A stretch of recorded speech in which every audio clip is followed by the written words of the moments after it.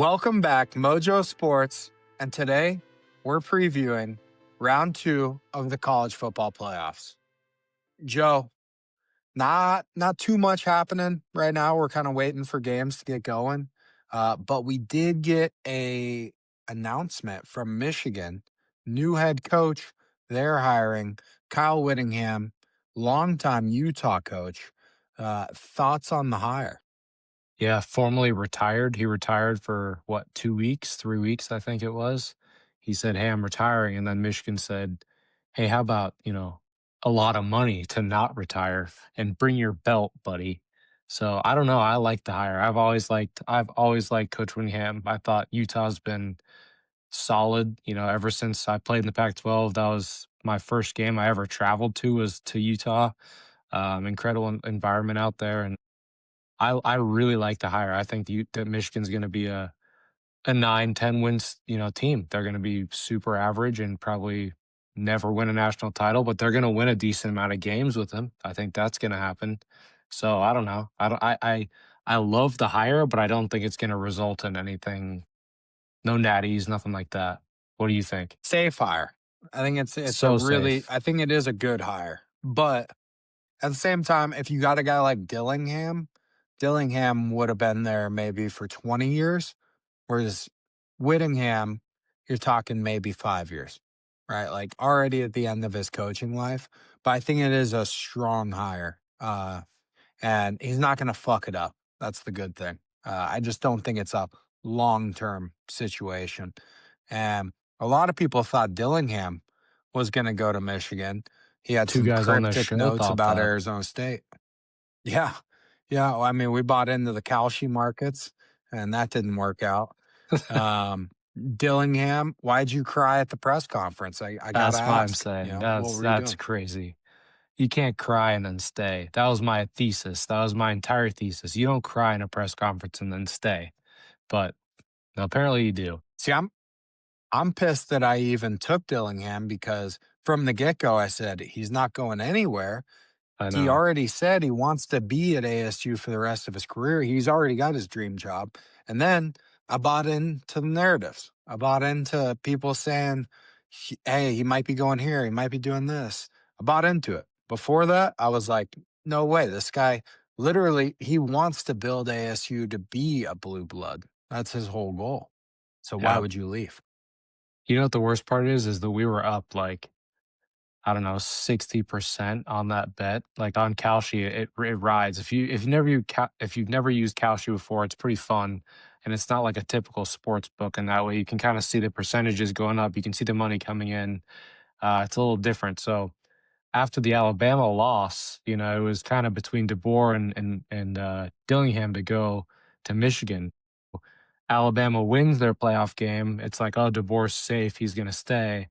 Dillingham's stock went nuts. We should have sold, and I didn't. I don't know if you did, but it was up. It was, I would have made some nice coins. So I thought about it. I had my finger on the trigger that night, and I just said, no, Dillingham's leaving, and I'm an idiot. So Yeah, wish we would have sold because when I bought it, it was like 20%. And then yep, after the Bama same. Oklahoma game, it got up to like 60%. 60. Yep. Yep. Yeah. Yep. Well, that's what we But do on let this me show tell is we you, lose watching money. watching the numbers go up and down was Yeah. electric. Yes, That is a good. sweat. The worst part was seeing Also, it at shout out Chris. it's a 2%. That's what I don't like, is even after it closes, it just sits there in your portfolio on Kalshi, and it's like, oh, less than 2%. Do you wanna buy more? It's like, oh, $100 will turn into 3,000. I'm like, "Fuck you, alright, I get it, I lost." Yeah, sell, sell, sell at that point. I'm saying who wants to buy this 2% right now after they've already announced the job? Shout out though, Christmas, Santa. Santa did get me a Mojo Sports neon sign. So if you're watching the video right now, you can see that behind me. Elite add to the aesthetic. So shout out Santa. Santa's back. Um, Joe, let's hop in to the college football playoffs. That's what everybody wants to see. That's what they're all here for. Um, the f- yeah, give me I've got something. one more. I've got one more. Just with the coaching news, I wanted to I wanted to shout out one more thing. We got Kirby Moore at Washington State. So Kellen Moore's brother. This Ooh. Washington State's near and dear to my heart, and Kirby Moore played at Prosser in Washington. So Kellen Moore, Kirby Moore, Prosser, Washington, coming home, coach the Cougs. So that's just the other coaching news. I had to shout that out. Local ties. I think it's interesting. I like the Moore family, and they're on the rise. So Boise State legend uh, Kellen Moore, his brother, played receiver for him there. Kirby, now the head coach of Washington State. So I had to put that out there. It's a fair shout out because I guarantee you none of the followers knew that. So No. that is Yep. breaking news to all of them Yep. Yep. and to myself, if I'm being honest. But diving into round two of the college football playoffs, let's start. New Year's Eve, we get one game, and then we'll get the other three on New Year's Day. So, New Year's Eve, we're going to get Miami versus Ohio State. Right now, Ohio State minus 9.5, basically across the board, with an over under of 42.5.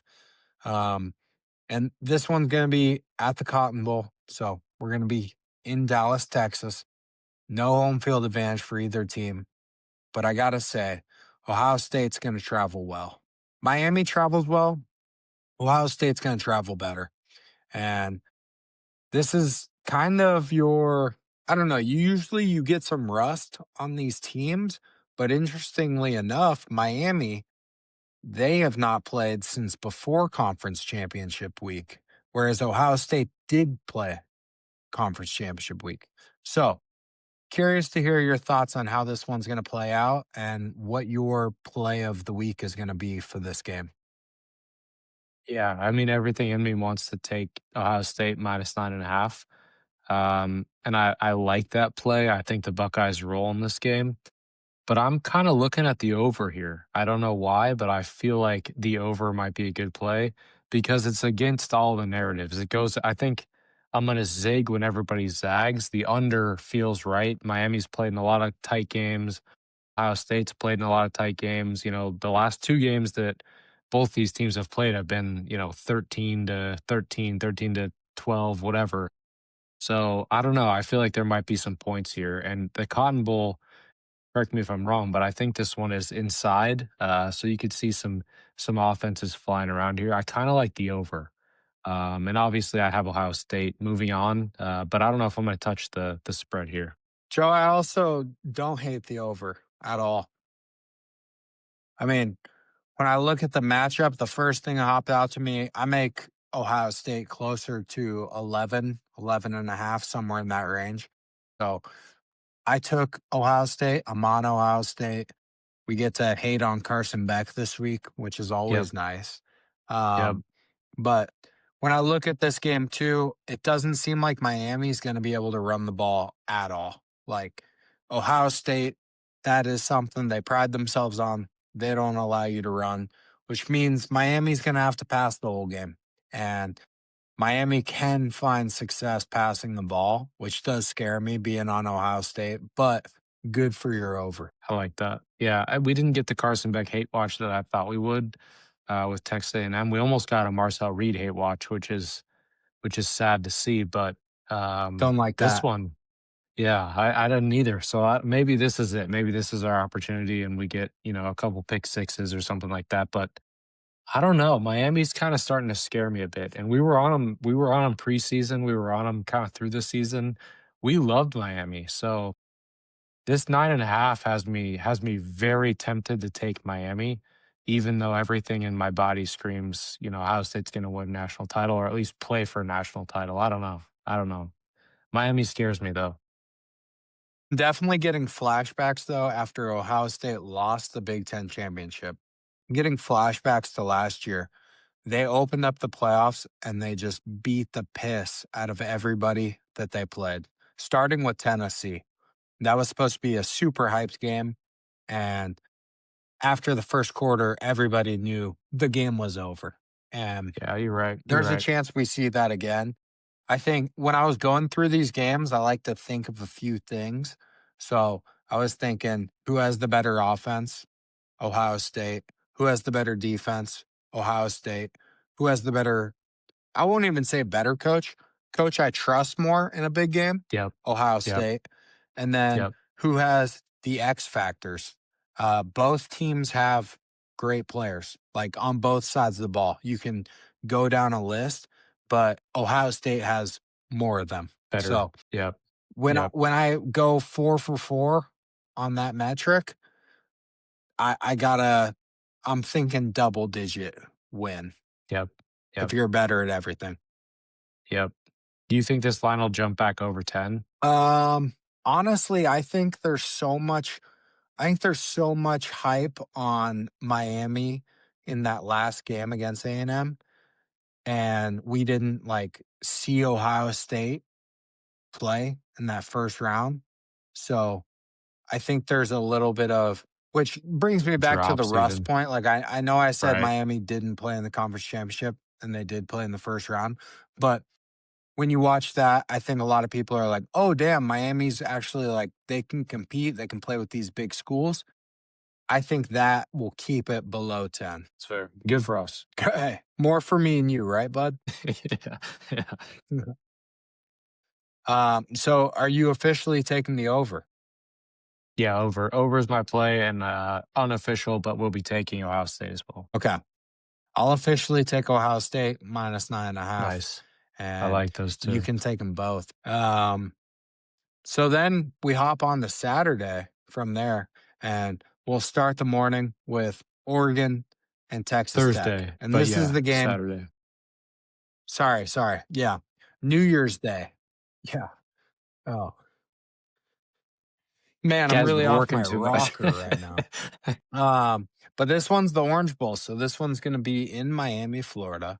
And Yep. we're going to get Oregon, Texas Tech. Same kind of thing here where I think going into the playoffs, the books probably would have had it closer to like Texas Tech -1. Everybody watched Oregon. Everybody was like, "Oh, Oregon looks amazing." So right now, Oregon -2.5. There's one problem, Joe. Before the playoffs, I ran the numbers and I had Oregon as a field goal favorite over Texas Tech. And after that performance against JMU, that number only got stronger. I tell you what, it did not drop. So right now, I still really like Oregon -2.5 in this bowl game. And I don't know. Texas Tech has burned me all year. They've been the best team in the country against the spread, which does scare me. Maybe they break my model, but I think Oregon has played the much tougher competition. And everybody talks about Texas Tech's defense being sick, which they are, but Oregon's is just as sick. Like Oregon doesn't get enough credit. They're just as good, but their offense is way better than Texas Tech. And that's where I kind of land is that I trust Oregon to move the ball. Yeah, Texas Tech's played nobody. And also something that kind of just rings in my mind that I can't break out of. I went to the Texas Tech Arizona State game in person, and I was heavily on Texas Tech. So watching them lose that game in person just makes me feel like they're going to lose by at least a touchdown to Oregon because I feel like Oregon's played, they're battle tested. You know what I mean? And the battle test for Texas Tech has been BYU, which no knock against BYU, but BYU's no Oregon. So I don't know if this defense is as good as people say because they've been playing Big 12 teams. And even to the Big 12 teams, they've let up some points in games that were, like Arizona State's offense wasn't crazy. They got a bunch of weapons, but it wasn't like dominant this year. So I don't know. I feel like I'm gonna be heavily on Oregon here, and this game is the tightest spread, and I feel like it's the most opportunity for us. So I may take Oregon here with the points, and I may even tease this up to 2.5, 3.5. I might get crazy. I might get crazy. But you're a sicko for that. Did you happen to see Dan Lanning's comments on this game? He said that he believes that it should still be at Texas Tech. Mm. Yeah, it's a good move. It's like, "Oh, this should He's be the at away Texas coach. Tech." He Yeah. said this should be a home game for Texas Tech. He said we need to reward these teams. And I'm like, yeah, bro, you're a baller. Like, I love Dan Lanning. He's probably my favorite coach in all of college football. But Yeah. he literally is, yeah, he's the underdog, not actually on the sports books, but seeding wise. And he's saying, why aren't we playing this game in Lubbock, Texas? It would be electric. And that just makes me think he's even more confident than you would think. Yeah. I also love that move where he's like, "Yeah, this should be a home game," and he knows that it isn't. So he's like, "Yeah, this should Yeah. totally be a home game." Darn, you guys got shafted. We don't have to have tortillas Darn. and wrenches thrown at or pocket knives. Wasn't that the story? Fake though, fake story Yeah. because the assistant coach dropped the pocket knife in Lubbock this year and said, "Hey, they're throwing open pocket knives at us." Come to find out, the assistant coach had brought the pocket knife on the sideline and just dropped it next to him. He's like, "These guys are crazy." Yeah, come to find out there's 100 cameras at every college football game. Not so hard to fake, a knife No. drop. Something people don't know about college football games too, and maybe you know this, but in most major college football games, there's snipers up around, sitting in roosts, waiting for a potential terrorist type thing. You're When I right. was at Nebraska, I sat in a couple like security meetings, and they bring in the FBI. They bring in a bunch of security, operations, and they go through every scenario and everything like that. And there's a couple dogs out there that just, they're waiting for somebody to try something, and they'll get you. So if you're thinking about that, maybe don't commit terrorism at a college football game because they'll snipe you. It reminds me of The Longest Yard when Adam Sandler's leaving the, stadium after the game. He's just picking up the ball. Sniper's ready to shoot, though. They gotta hold Yep. that guy back. Yeah. So, that's a, public service announcement to any of you guys trying to Yeah. storm the field a little early. Try it. Watch Yeah. out. There's snipers out there, man. There's snipers. Um, but we both like Oregon in this matchup, it sounds like. But it's a group play on this one. Oregon -1.5. Yeah, I also lean under in this one. I think I both do too. It's a defenses lot of are good. points. That's a lot Yep. of points. I think people saw the JMU game and just thought, oh, Oregon just wants to get into shootouts with everybody. Not the case. They don't remember the Indiana game. They don't remember some of these other games where it's very low scoring rock fights. Oregon can win those too. They lost the Indiana game, but Oregon's got the squad to win a rock fight. So I don't hate them in that spot either. If Texas Tech starts, stonewall them a little bit, that's Yeah. why I like Oregon in this game because they can kind of do both. I think they're one of the unique teams in this playoff that can lean both ways. I think they've got the guys to do that. No, you took it out of my mouth, man. That's why I've got them in the national championship against Ohio State, is that I think this is one of the best balanced teams. But let's dive into the Rose Bowl, which we're going to get Alabama versus number one Indiana. And right now, Indiana -7. There's some 6.5s, no 7.5s on the board right now. So if you like Indiana, probably take them before game day because that line could steam to 7.5. And I did. I took Indiana -6.5. I'm a little worried. Indiana did lose their star defensive end. We talked about it. Got injured celebrating. That's the only thing that worries me about this. But overall, I think Bama's lucky to even be in this round of the playoffs after what we saw against Oklahoma. I think Oklahoma shit the bed.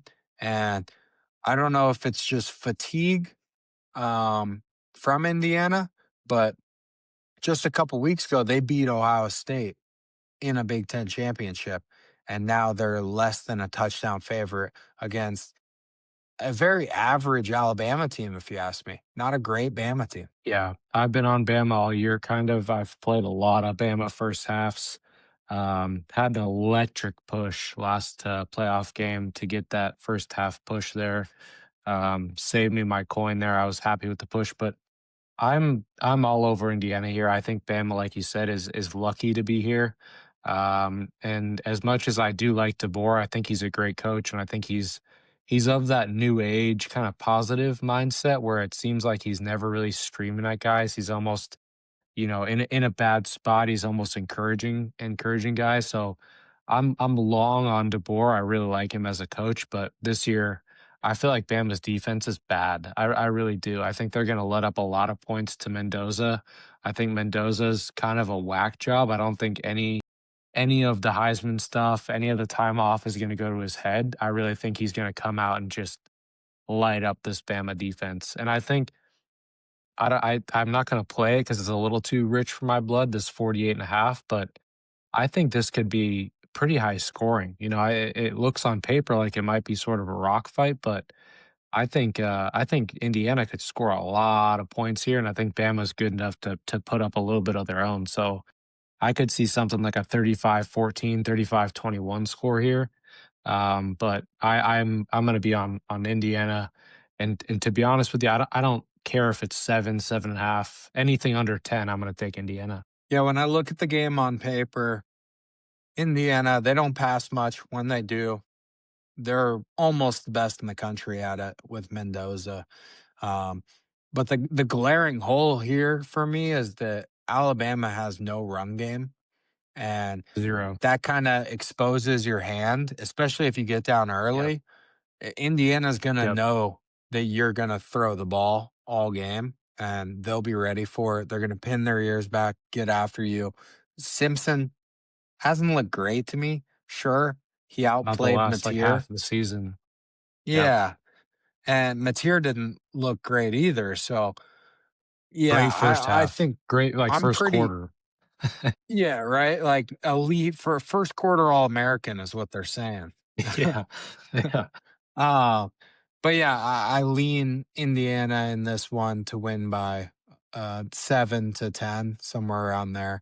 Um, and I would not be shocked at all if this game got out of hand either. Like Yep. Cignetti Yep. is the type of guy that will just run it up at any moment. Step on your If he throat. Yep. if he gets the chance, he's gonna do it. So I really like -6.5. Yeah. I also, a side note here, I think the Rose Bowl should be the national championship every year. I think they should play the national championship at the Rose Bowl every single Every year. year. I love the Rose Bowl. Yeah, we got lucky, we played at the Rose Bowl. It is a awesome venue. It needs a little bit of upgrades from what I hear. We weren't in the stands, so I don't quite know, but I hear there's maybe some upgrades that need to happen, but just an awesome venue, and I really would like to see the national title played there every single year. It'd be great weather. Yeah. Fun fact, I went to the first ever college football playoff game, and it was at the Rose Bowl. It was Marcus Mariota versus Jameis Winston, and that was a beatdown. That was actually when people pulled out. They said, "Hey, you're mad about James Madison. You're mad about Tulane." They were like, "Look at Florida State, Oregon." I mean, that was a blowout. It was like a 29-point victory for Oregon. So, yeah, but I do love the granddaddy of them all. I do love the Rose Bowl. Can't get on board that it gets every year though. Can't do it. We gotta That's switch fair. it up. I That's need fun. I need some parity. That's fun. Yeah, you get some East Coast in there. It's fun. But it's the best bowl game by far. Yeah, I think if you had to ask me my favorite of the big bowls, I would still say the Rose Bowl. Yeah, I agree with Yeah. that. There's something about it. Something about it. Well, can I interest you in the Sugar Bowl? Yeah. My least favorite of the bowls. Well, the Sugar Bowl this year, we're gonna get Ole Miss versus Georgia. And Georgia's been a wagon lately. Right now, Georgia's sitting about a touchdown favorite. Let me double check, but yeah, I'm seeing 6.5 seems like the consensus right now. There's a 7 out there at circa.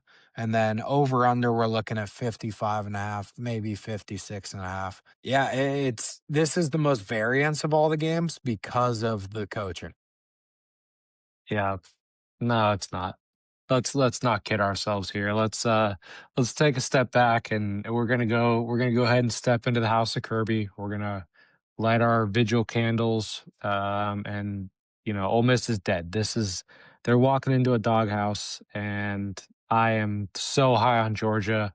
This will be my biggest play of New Year's Day. I love Georgia in this game. It's an SEC matchup. I can't help it. I don't know what it is about Georgia, but in these big spots, great. Ole Miss won that first game. They had the plan, right? They're the team of destiny. Like, as much as I'd like to see them win this national title after Kiffin left and just right in his face win this, I can't bet against Kirby, and especially when you're playing against a team without a leader. They got an interim coach. I'm so high on Georgia in this game that I don't care what the points are. I will be on Georgia, even though I do think this game could come down to less than 7. I think this could be a rock fight. It's an SEC matchup and all that, but Georgia's going to win this game, so I'm kind of leaning towards Georgia money line and playing enough to where the juice doesn't matter, but it's going to be kind of expensive to do that, so we'll see. All right. You like Georgia? I think no surprise there. I think we all knew you liked Georgia. Honestly, to me, it sounds like you're more of a Lane Kiffin fan than anything. You said they won the first one, but it was all because of Lane. Personally, I like the over in this game. I think that Ole Miss knows they won't be 56. able. I know. I'm a That's daredevil. a lot. I'm Yeah, I'm I a bit like of a that. maverick, especially in a That's championship. Yeah, that's a lot. I think that Ole Miss understands that one, they might get down early, but two, they can't run the ball on Georgia. So I think Ole Miss has no option but to pass the whole game, which means a lot of either we're picking up yards or we're stopping the clock. And yeah, I would like to see points in this game. I also don't think that Ole Miss can stop Georgia. Yeah. You saw that Trinidad Chambliss, what is it, AT&T? No, Verizon? He signed some big phone company deal. He's got a commercial out there. He's like, "Oh, I'm transferring." And then he just flips phone services. It's a good ad. Honestly, it's a good ad for NIL. Good for him. But Trinidad, we love you, but season ends. Season ends on New Year's Day. Is the transfer portal ruining cell services? That's what we gotta ask. Because people can just hop to whatever cell service they want these days. Yeah, 0 fee too. Yeah, yeah, that's the problem. We gotta start charging these guys. All right, so just to recap, official picks for me, I'll be taking Ohio State -9.5. I'll be taking Oregon -2.5. I'll also be on the under 52.5 in that game. Uh, I'll be taking Indiana -6.5 and Georgia Ole Miss over 56.5. Joe, run me through your plays. Yeah, I'm going to be on Ohio State -9.5. I'm going to be on Oregon -1.5, 2.5, whatever it sits at. Indiana 6.5 plus. Don't care. I'll take that up to 10. And then I'm going to be on Georgia 6.5, 7, whatever I can get that one at. And I might jump on that over 56.5 because that's just fun. That's fun. I like A that. lot of fun. I'm not going to put it in my parlay, but it's fun. It is fun. That's the only reason I'm doing it. Purely just out of fun. Joe, I had a guest. He reached out. He wanted to ask some questions. I was thinking we could run through Future these. guest. Future guest, yeah. At some point, this guy will be a guest. He's a former Division 1 offensive lineman. Reached out to the program. So let's dive through these questions. And then at the end of the episode, we're going to do a quick NFL preview. Finally, it's almost 2026 and we're going to do an NFL preview. So I can't wait for that. We'll get our Super Bowl takes in there. But let's start off with our college football Q&A. This one comes from Gavin out in Houston. 5 questions. Number 1, will we ever get college football overseas? Yeah, Gavin. Every year we got we get a week 0, and they play in a country called Ireland. So it's kind of in the middle of some seas and definitely overseas. So Do you want a team stationed in London? Are you want a Germany team? Next year, I got good news for you as well. Michigan is headed to Germany. They will be playing a game in Germany. And just a little extra fun fact for the people: Michigan has a running back commit with a last name Hitler. You guessed it. So, yeah, that'll be fun. We'll get a Hitler back in Germany. Yeah, can't wait. It should, yeah, we should see explosions. I agree. I think maybe Gavin was asking, can we get a team for, Cambridge or Oxford, one of these European schools, I guess. Um, I think they would get ran through. We might want to feed them to the NAIA first, see how they do, a little trial run. But yes, we do play college football overseas. And there's a great fight video between Avery Johnson's dad, Avery Johnson's brother in Dublin, Ireland. Go peep that. Uh, Question number two: has NIL ruined college football? Mm. Yeah, I'm excited to hear your take on this one. I think the answer is yes, but I also think that it's a necessary evil. Before this, I was always pay the players. I kind of always thought pay the players. I had long hair in college. I always thought, hey, I could get Head and Shoulders deal, no problem with this head of hair. Hey, you And were a I hippie. maintain that. I think I could have done it. Yeah, I think I could have done it. I got drug tested every week in college. I rode a motorcycle and had long hair, so it was like this guy, either he's gonna pass and help the team out, or he's getting kicked off the team. So yeah, it was a lot of 6 a.m. So I think the answer is yes here, but I also think that there was no real way around it. I don't think you're ever gonna, it was gonna come down to a bunch of lawyers in a courtroom, and I don't know. They were always gonna side with they should probably make some sort of money because there's just too much money flowing. You can't pay coaches $13 million a year and then give players $2,000 to, for a cost of attendance. It just doesn't. It doesn't equate. So I don't know. What do you think? I think you're spot on, Joe. I think you're spot on. It's one of those things where, yeah, it ruined your idea of how things should work. It kind of reminds me of someone saying, yeah, when we abolished slavery, we ruined our production. And it's just like, yeah, maybe production went down, but probably a good move overall, I would say. You know, I think we can all agree on that. So, yeah, were we getting away with not paying college athletes and we were making millions off of them and watching a great sport? Sure, absolutely, but I don't think it justifies not paying these guys. So, hot take from Willie Mo. Yeah, fair. Wow. Didn't think we'd have Hitler in Germany and slavery on this episode, but here we are. Yeah. That's what you get with this show. That's why the people keep coming back. We might have to return that sign pretty soon. It might be over for us. Yeah, or did we get canceled? I would love to get canceled after I just said that we should have abolished slavery. I was on that side. Let it be known. All right. People are going to take this clip and run with it. Question number three. Gavin was pretty drunk at this point in the question asking segment. He said, should every team have to run 36 110s like we did in 2015? Uh, Context: me and Joe played for UNLV, and there was one summer where we ran 110-yard sprints, and we were only supposed to do 10 of them. We ended up running 36 of them, which is more than triple what we were promised. And we still sucked that year, to be honest. But man, was I in good shape. I was the best 290-pound lineman you'd ever seen. Um, so I don't think it helped us win more games that year, so I'm gonna say no. Yeah.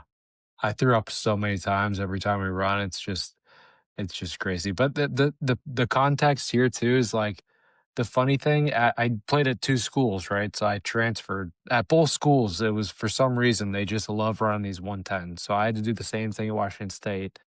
And I don't know what it is, but maybe it's some sort of secret sauce that we just that we have to do. I don't know. Yeah, I don't know. Yeah, but they love them. They love the 110s. Have you ever run a Texas 100? That's what I grew up running. Is that where you have to? It's like a Swedish mile type thing, or no? No, it's just literally down and back. It's just 200 yards, but they call it a Texas 100. So they'd be like, "Oh, we're running Texas hundreds," and it's just double. Yeah, you run 5 of Just them, that's 200. 1,000 yards. Texas 100.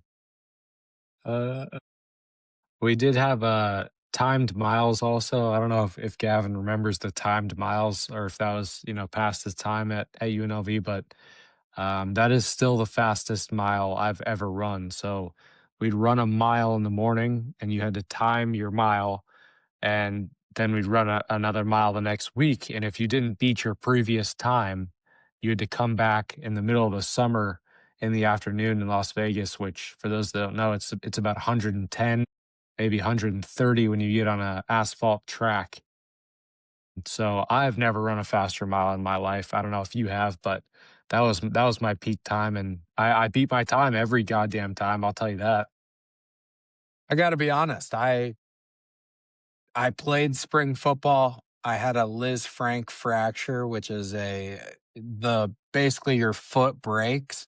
And then the coaches, they were like, "Hey, we need you to finish out spring ball. We don't have like a reliable center as a backup. Practice is gonna be shit. So can you practice for the rest of spring ball?" I was like, "Sure." I did it because I'm a good soldier. That actually made my recovery go from 2 to 3 months to 4 to 6 months. I missed the entire summer mile Shock. training sessions. So, I didn't have to run any miles. I also just didn't get to work out going into my senior year of college, so I didn't get any better at all. Uh, yeah, so I didn't do it. I did have one person though, they moved in with me, shout out number 60, but he asked me when he saw it on the schedule, he said, "Wait, do they mean like a full mile? Like you have to actually be able to run a mile?" And I thought that was the funniest shit I ever heard.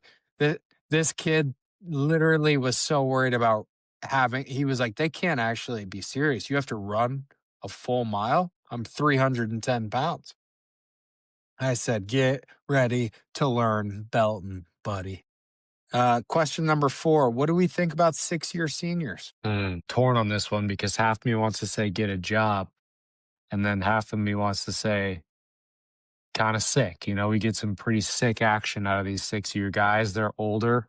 BYU gets to do it. So I don't know. I think I kind of like the older guys playing. And if you can somehow sneak a 6-year out there, your red shirt, your blue shirt, your yellow shirt, and you play 6 years, I'm kind of for it, I guess. But yeah, some of these dudes they're getting to working age, and we need them to be in the cubicles, pumping some shareholder value. So I'm torn on that one. If I was a player, I would have loved 6, 7, 8 years. Would have been awesome. Um, I'm not a player anymore, so I don't really care for it. I think 6 is a gray area. Seven's where it starts to piss me off. 7 gets me mad. 6, it's like, okay, maybe you had something happen in your life, big injury, something, right? But once you get to 7, 8 years, what are we talking about? You should be raising a family. You should be playing in the league. I mean, Jeremiah Smith is the best player in college football, and he's 18 years old right now. And at this point in your life, you're 24. What are we doing? Final question. Penn State job. This guy's a Penn State fan. He said, "Why was it open for so long? Why did it take so long to fill this job?" I don't really have a good answer for him. I really don't. I think the only answer is that they were trying to get certain coaches, and those coaches fell through. Um, I think you gotta ask the AD on this one, and based on what we've seen, he's put out a few tweets where he didn't know what he was doing. I don't know if his Twitter was hacked or if it was a real tweet, but he literally tweeted, "I don't know what the fuck we're doing." So I I, I don't know. I mean, I feel like they made a mistake. I am going to go on record and say that Matt Campbell was a bad hire. I don't think that he's an upgrade from James Franklin. I think James Franklin's a better coach, and I think he's going to have more success with Virginia Tech now. I just, yeah, I think it's a valid question. I think Gavin should reach out to him on Twitter because he's clearly active. Yeah, I don't think they really had a plan. I think they knew they had to get rid of James Franklin. That was kind of the only plan they had was, hey, this guy hasn't been able to win the big one. This was supposed to be our year. It's not our year. We got to get rid of him. But then as soon as they did that, they didn't know what to do. And all of a sudden, they watched all these other schools hire all the big time coaches. They said, "Why does nobody want to come here? This is Penn State." Um, Ultimately, James Franklin he won this entire interaction, not even close. And Penn State is probably going to be in the dumps for a few years trying to battle back. Yeah, great bowl game win for Penn State. Huge. One over Dabo in Yankee Stadium of them all. Well, Joe, that was our Q&A for the week. Shout out to Gavin, longtime listener, longtime friend. Appreciate you, and we will have you on the show at some point. And if you're lucky enough, we'll get him to delete some beers on the pod. This guy is an animal. I mean, you think I'm good. Wait till you see him. So, but Joe, now that college football is winding down, we're going to have to talk about more things. And I think this is the perfect time for us to do a little bit of NFL preview. All we're going to do tonight to end the show, I just want to hear Super Bowl predictions. Preferably if you can give me a matchup, AFC, NFC, and then just overall thoughts going into the playoffs. But let's start with Super Bowl preview. Who do you like? Yeah. So Super Bowl champion, I'll just start there. And then I'll give my matchup. But Super Bowl champion, I'm leaning with the Rams here. I like the Rams. I think they are the most complete team in the NFL. I think their offense is nasty. I think their defense is pretty solid when they want to be. So I really think the Rams are going to come out and win this out of the NFC. But at the same time, with the AFC, I think the Broncos are fun, and I would like to see them make a playoff or make a Super Bowl. But at the same time, I could see, I don't know, I feel like the AFC is a little bit more open. So Broncos, Patriots, Jags would be fun. I don't know. So I'm going Rams. That's my solid pick. I think they win it all. And then AFC, I don't have a great lean, but if I had to pick one, maybe I'd go with the Patriots just because I like Variable so much. Fair. I think that's all fair. Uh, I've been telling people my matchup would probably be Bills versus Rams. I'm an Eagles fan, so I'll be rooting for the birds, but I just don't trust the offense right now. I think once the Rams get healthy in the playoffs, going to be a force to be reckoned with. Got to love Stafford, so I agree with you on that. And the AFC is just wide open right now. It's so open. Bo Nix and that defense, that's going to be a tough place. You have to go to Denver and beat them in the playoffs. It's going to be tough for any team. And I do really like the Jaguars right now. They're playing such good ball. They're blowing out teams. And Trevor Lawrence, he looks like the prince that was promised. Like he's finally come into it. And they added Jacoby Myers, which I think has been like huge for him. He has a receiver that's not just like a rookie or a sophomore, but you have an actual vet that you can lean on. So I do like Jacksonville, but I would go Bills Rams Super Bowl preview with the Rams ultimately. Ooh, both on the Rams. I know. Dirty. I got a Rams Georgia future, so please cash that. Well, I'm sorry, Georgia has to run into the Big Ten, sir. Do you think the Niners? Do you think the Niners can make any noise? I mean, I think they're the most slept on good team. They just keep winning. They keep making betters money every time. They're just covering spreads, and nobody's talking about them. Yeah, averaging 41 points a game is quite disgusting. And their offense is really good, but I don't know, watching that game tonight, the Bears Niners, it just feels like their defense is non-existent. They gave up a ton of points to that Bears team, and the Bears have been good, but I don't see the defense holding up when they need them to, for the Niners. But if you're averaging 41 points, I guess it doesn't really matter. I guess you can just roll. So yeah, I don't hate the Niners at all. I think the NFC is gonna win it. I really do. I think they've got, the teams. It just feels like that kind of every year, and then you run into the Super Bowl and it becomes a coin flip type game. But the NFC feels way stronger than the NFC, the AFC this year. Just, on paper, maybe it's recency bias, but the NFC's hot. I think Josh Allen, he needs to win the Super Bowl this year because his whole thing has been, hey, I can't get past Mahomes, Lamar, Joe Burrow.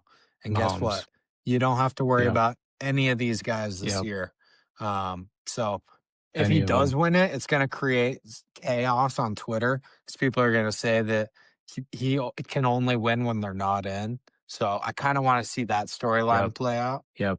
I also don't hate the Seahawks. The Seahawks are just as solid as the Rams. It's just, Love them. does Darnold stay? Does he turn into Cinderella, or does he, turn into a pumpkin? It's a question of the ages for Sam Darnold. So I like the Seahawks though. Again, the NFC, but even the Bears, Eagles, like they're yeah. I might do the NFC future. I don't know what that sits at, but I might copy your Big Ten type thing and put an NFC champion for the Super Bowl. I think it's a good bet because I can't see it being. I would imagine it leans NFC. I would imagine it's like minus 140 if I had to guess. I haven't looked at it, but yeah, I don't hate that at all. Well, Joe, we did it. We made it through. Round two, college football playoffs. People, get used to us talking about different sports because college football is coming to an end. And guess what? There's just not a whole lot to talk about once the season ends. I'm sure you guys don't want to hear about recruiting classes and transfer portals. So get ready. We're going to come at you. NFL, NBA, college basketball. Hell, I might even throw some Olympics in there. But get ready because Mojo Sports is about to attack all sports. But with that being said, I appreciate you guys coming along on this journey with us, and I cannot wait to see round two of the college football playoffs. We will be back next week to talk about everything that happens on New Year's and New Year's Day. Thank you. Adios.